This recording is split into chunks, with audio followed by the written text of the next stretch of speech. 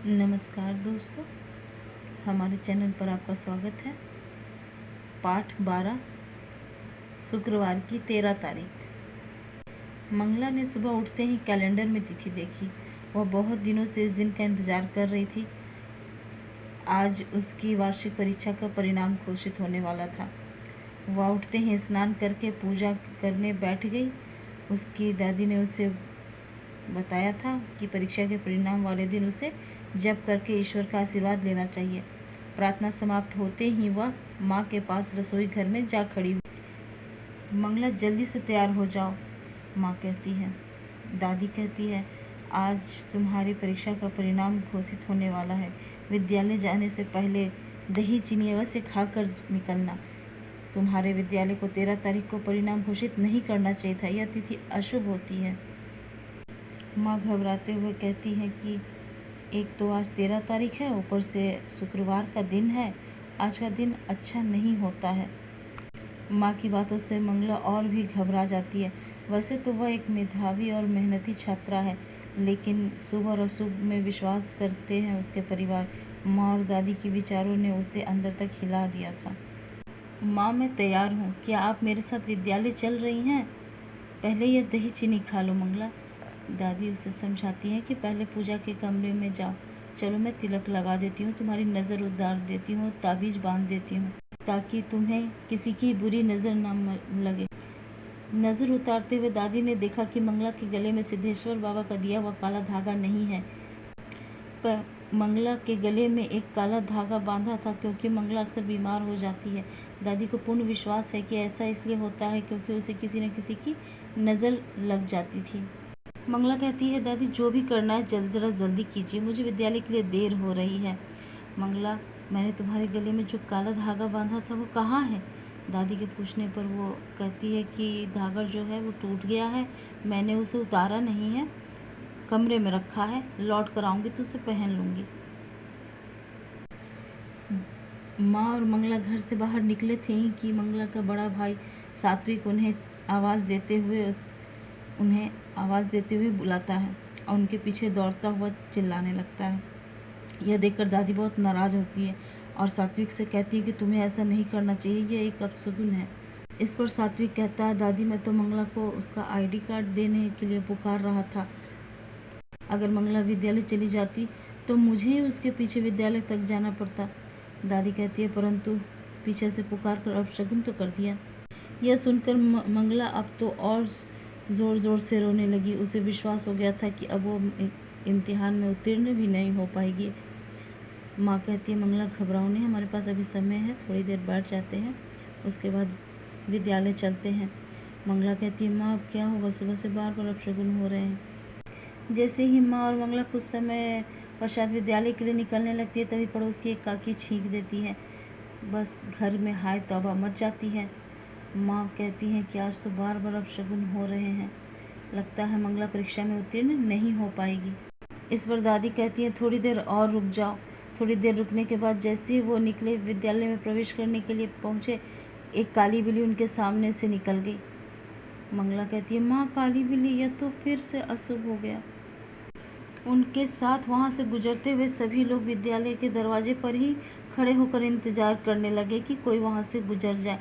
तभी विद्यालय के अंदर से एक बस बाहर की ओर निकलती है तो सभी चैन की सांस लेते हैं। सभी विद्यार्थी मुख्य कक्ष की तरफ चल देते हैं, जहाँ परीक्षा का वितरण किया जा रहा था। मंगला और उसकी माँ दोनों ही बहुत दुखी और व्यथित लग रहे थे। अध्यापिका ने सबसे पहले मंगला का नाम पुकारा और साथ ही घोषित किया कि इस वर्ष वह कक्षा में प्रथम आई है। अध्यापिका कहती है कि मुझे यह बताते हुए बहुत हर्ष हो रहा है कि कक्षा 6 के सभी अनुभागों में मंगला प्रथम स्थान पर आई है। यह सुनकर मंगला और उसकी माँ अचंभित रह गए। उन्हें तो अपने कानों पर विश्वास ही नहीं हो रहा था। अध्यापिका द्वारा बार बार नाम पुकारे जाने पर मंगला अध्यापिका के पास जाती है। मंगला, क्या हुआ, मैं तुम्हारा नाम कब से पुकार रही हूँ, अध्यापिका कहती है। मंगला कहती है, अध्यापिका मुझे अपने कानों पर विश्वास नहीं हो रहा। मंगला, ऐसा क्यों, अध्यापिका पूछती है। तुमने तो पूरे वर्ष परिश्रम किया है, तो अवश्य तुम्हें उम्मीद होगी कि तुम्हें अच्छे अंक प्राप्त होंगे, फिर इतनी हैरानी क्यों, तुम्हें विश्वास क्यों नहीं है स्वयं पर। तब मंगला कहती है, अध्यापिका जी मैं आपको कैसे बताऊं, सुबह बिल्ली ने रास्ता काट दिया, पड़ोसन ने छींक दिया, आज शुक्रवार है, 13 तारीख है, और तो और घर से निकलते भाई ने भी पीछे से आवाज़ लगाई, जिससे मुझे लगा कि मेरी सारी मेहनत बर्बाद हो जाएगी और मैं अच्छे अंक नहीं प्राप्त कर पाऊंगी। यह सुनकर वहाँ खड़े सारे लोग जोर जोर से हंसने लगे। प्रधानाचार्य उसे पुरस्कार देते हुए बोलती हैं, मंगला तुम एक होनहार विद्यार्थी हो, फिर इन सब बातों पर क्यों विश्वास करती हो।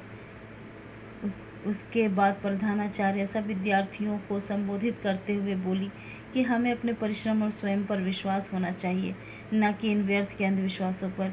मुझे अफसोस है कि मंगला जैसे होनहार छात्र विद्यार्थी इन अंधविश्वासों के चंगुल में फंस जाते हैं। परिश्रम ही विद्यार्थी को सफलता दिलवाती है। परीक्षा के पर्चे पर ईश्वर का नाम लिखने से, टोटके करने से सफलता नहीं मिलती है। उम्मीद है आज की इस घटना के बाद सीख लेते हुए बाकी सभी बच्चे तथा उनके अभिभावक अपने में विश्वास पैदा करेंगे और इस तरह के टोटकों से बचेंगे। यह कहते हुए उन्होंने मंगला को अपने गले से लगा लिया। मंगला ने भी प्रधानाचार्य को आश्वासन दिया कि आगे से वह ऐसी किसी भी घटना से प्रभावित नहीं होगी तथा इन सभी अंधविश्वासों से दूर रहेगी। यहाँ कॉलम अ और कॉलम ब में कुछ अंधविश्वास के पीछे का वैज्ञानिक कारण दिया गया है, इसका उचित मिलान करना है।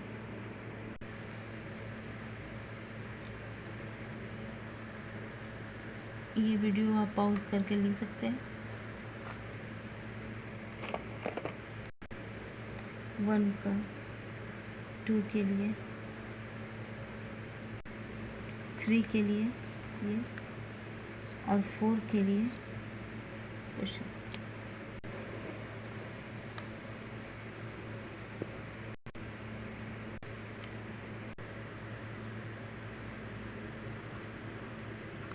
नीचे कुछ प्रचलित मान्यताएं दी गई है। इन मान्यताओं में से कौन सी ऐसी मान्यता है जिन पर आपके परिवार के सदस्य विश्वास करते हैं।